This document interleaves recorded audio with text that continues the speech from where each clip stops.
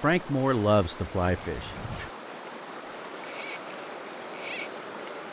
For most of his life, the North Umpqua River in southern Oregon has been his canvas. I'm of the opinion if you quit, you're done. And I'm going to keep going as long as I possibly can. I think that'll be a few years yet before I give up completely. Anyone under 70 is young to me.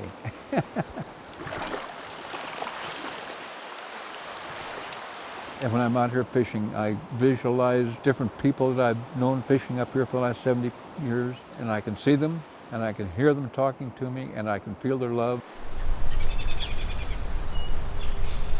When you're out in the river casting a fly rod, you can appreciate so many other things around you, and I do. Fly fishing has been woven into the fabric of Frank's life.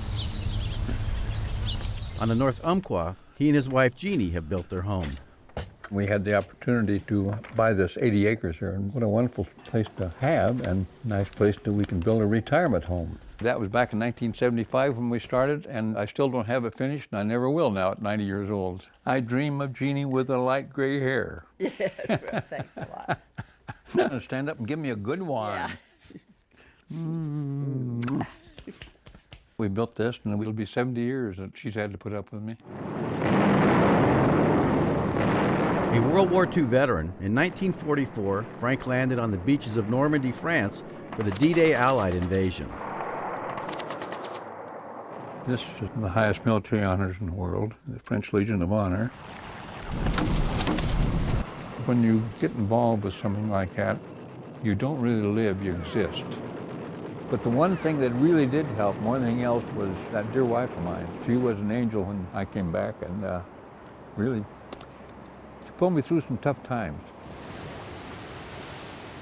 She was just wonderful all the time I was gone, and it brought me back to life. And that made me realize, hey, you got some life. You got to get back to that. And I was grateful I did get to come back. So many of them didn't.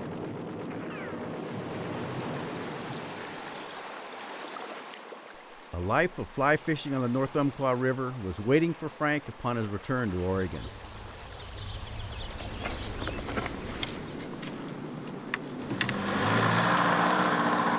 A lot of times I'd drive up here every day from Roseburg, and it took an hour and 45 minutes for the trip up, and I'd come up just for an hour or so's fishing every day.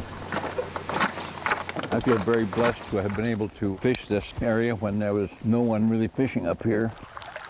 With a lot of the pools, it wouldn't be fished all summer.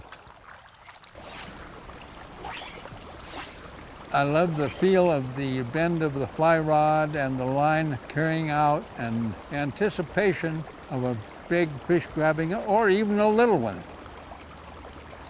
I love the experience of being on a river. They're alive, and thank gosh at my age I still am.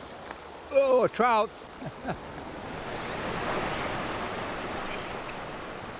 We've been fishing for summer steelhead on the North Umpqua River, which is one of the elite fisheries of the world.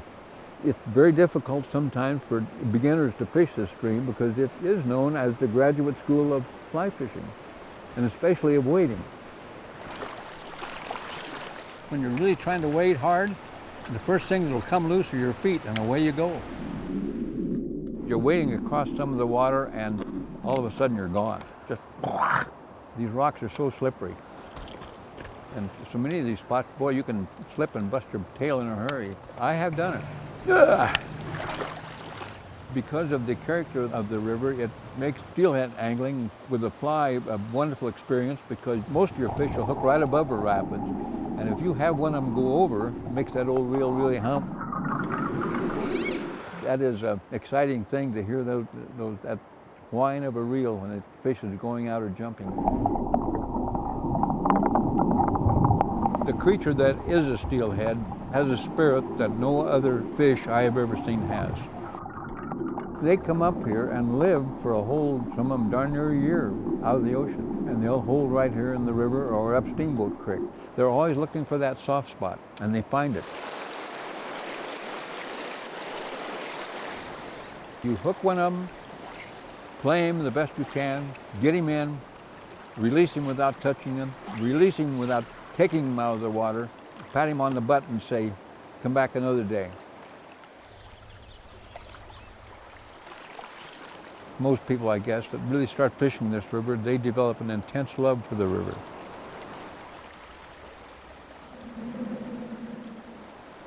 And that's one of the things that this river does to people. It attracts them, it draws them, and stays in their heart.